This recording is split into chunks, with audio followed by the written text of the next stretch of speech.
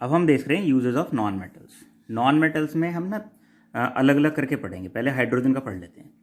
देखो हाइड्रोजन जो है ना, हाइड्रोजन यूज होता है किसमें, हाइड्रोजनेशन ऑफ वेजिटेबल ऑयल में। अब ये हाइड्रोजनेशन ना एक पूरी हेडिंग है, ये वैसे हम कार्बन कंपाउंड में पढ़ेंगे, लेकिन फिर भी मैं एक हल्का सा बता देता हूँ, इंपॉर्टेंट टॉपिक है। जब भी वेजिटेबल ऑयल में हाइड्रोजन ऐड करेंगे तो वनस्पति घी में कन्वर्ट हो जाएगा। This process is called hydrogenation. और यहाँ निकल क्या है, कैटलिस्ट। और कैटलिस्ट का काम क्या होता है, रिएक्शन को स्पीड अप करना या स्लो डाउन करना।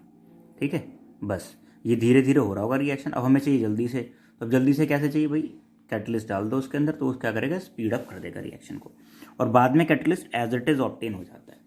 अब इसमें तुम्हें ढंग से समझ में नहीं आएगा, मैं एक एग्जाम्पल लेके बताता हूँ। देखो ये मैं जो लिख रहा हूँ ये वेजिटेबल ऑयल नहीं है, एक अनसैचुरेटेड कंपाउंड है, ये डबल बॉन्ड। ये क्या है, अनसैचुरेटेड कंपाउंड, डबल बॉन्ड है ना, इसलिए अनसैचुरेटेड। हाइड्रोकार्बन, हाइड्रोकार्बन इसलिए क्योंकि कार्बन और हाइड्रोजन है, बस इसलिए। अब हमने इसमें हाइड्रोजन डाल दिया, हाइड्रोजन ऐड कर दिया, तो ये एक बॉन्ड टूट जाएगा। और जब एक बॉन्ड टूटेगा ना, तो उस पर एक हाइड्रोजन इधर आ जाएगा, एक हाइड्रोजन इधर आ जाएगा, ऐसे कुछ हो जाएगा। HCH सिंगल बॉन्ड, H, यहाँ भी H, और एक एक H यहाँ आ जाएगा। तो इसमें हाइड्रोजन ऐड हो गया ना। अगर एडिशन हो रहा है हाइड्रोजन का तो उसे कहते हैं हम हाइड्रोजनेशन। यहाँ पहले इस कार्बन पे 2 हाइड्रोजन थे, इस पे कितने आ गए, 3। यहाँ 2 थे, इधर भी कितने आ गए, 3। और ये डबल बॉन्ड की जगह क्या हो गया, सिंगल। यानी कि एक अनसैचुरेटेड कंपाउंड किस में कन्वर्ट हो जाएगा, सैचुरेटेड कंपाउंड में। This is hydrogenation. इससे ज़्यादा मैं भी यहाँ एक्सप्लेन नहीं कर सकता, आगे जब हाइड्रोजनेशन पढ़ाऊंगा तब और एक्सप्लेन करूँगा। अब hydrogen is use in the manufacture of ammonia. Ammonia का मैन्युफैक्चर पढ़ा था, हैबर्स प्रोसेस। अभी पीछे एक रिएक्शन पढ़ा था, N2 + H2 क्या बन रहा है यहाँ पे, NH3।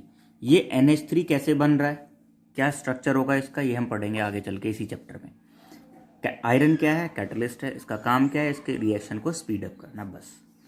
Next, liquid hydrogen is used in rocket fuels. Rocket fuel में यूज होता है लिक्विड हाइड्रोजन। क्यों यूज होता है, हाई कैलोरीफिक वैल्यू, पता होगा हाई कैलोरीफिक वैल्यू कितनी है हाइड्रोजन की, कितनी है, 150 किलो जूल पर ग्राम, पढ़ी है पिछले चैप्टर में हमने, है ना। तो इसलिए लिक्विड हाइड्रोजन किस में यूज होता है, रॉकेट फ्यूल में। इवन राख भी नहीं बचती, ऐश भी नहीं बचती। नेक्स्ट अब आ जाते हैं कार्बन का use. Carbon in the form of graphite is use for making electrodes and electrolytic cell और ड्राई सेल में। जो इलेक्ट्रोड बनती है ना, वो किसके लिए बनती है, इलेक्ट्रोलिटिक सेल के लिए और ड्राई सेल के लिए। क्यों, क्योंकि गुड कंडक्टर है। जो ग्रेफाइट है गुड कंडक्टर ऑफ इलेक्ट्रिसिटी, तो इसलिए हम क्या यूज करते हैं, ग्रेफाइट को यूज कर रहे हैं कहाँ पे, इलेक्ट्रोड्स में। Nitrogen is use in the manufacture of ammonia. Ammonia का मैन्युफैक्चर ऊपर किया था हमने हैबर्स प्रोसेस में, वहाँ यूज हो रहा है nitrogen.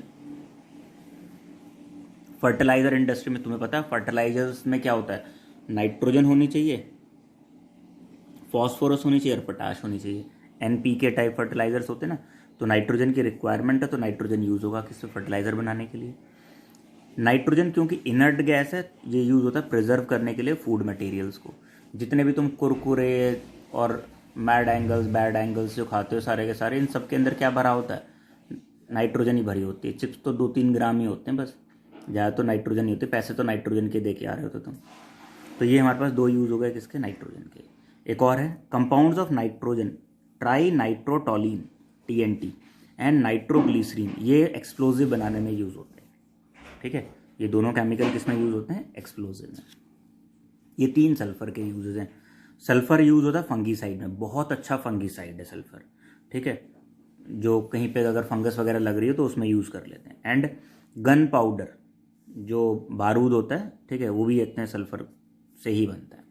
Next, sulphur is use in vulcanization of rubber. ये जो वल्कनाइजेशन ऑफ रबर क्या होता है, 2 तरह का रबर होता है। एक होता है नेचुरल रबर। नेचुरल रबर, जो नेचुरल रबर होता है ना, ये जो तुम लोग कहते हैं हेयर बैंड, मतलब बालों में लगाने के लिए यूज़ करते हैं ना, जो नोटों की गड्डी पे लगे हुए आते हैं, ठीक है, वो वाले रबर को तुम धूप में रख दो तो क्या होता है, चिपक जाता है।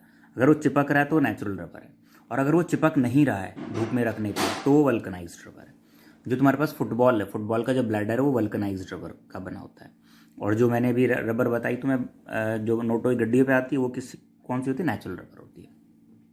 जब नेचुरल रबर में सल्फर ऐड कर देते हैं तो वो वल्कनाइज्ड रबर बन जाती है। अब ये भी एक पूरा प्रोसेस है, इस प्रोसेस को भी हम कार्बन कंपाउंड नाम के चैप्टर में डिस्कस करेंगे। फिलहाल इतना बहुत था इसमें। Next, sulphur is use in the manufacturing of sulphuric acid. भाई सल्फ्यूरिक एसिड को ना किंग ऑफ केमिकल कहा जाता है, क्यों? क्योंकि लैब में सबसे ज़्यादा यूज होता है ये सल्फ्यूरिक एसिड। तो और इसके बनाने के लिए किसकी जरूरत पड़ेगी? सल्फर की। तो ये भी एक यूज हो गया किसका? हमारे पास सल्फर का।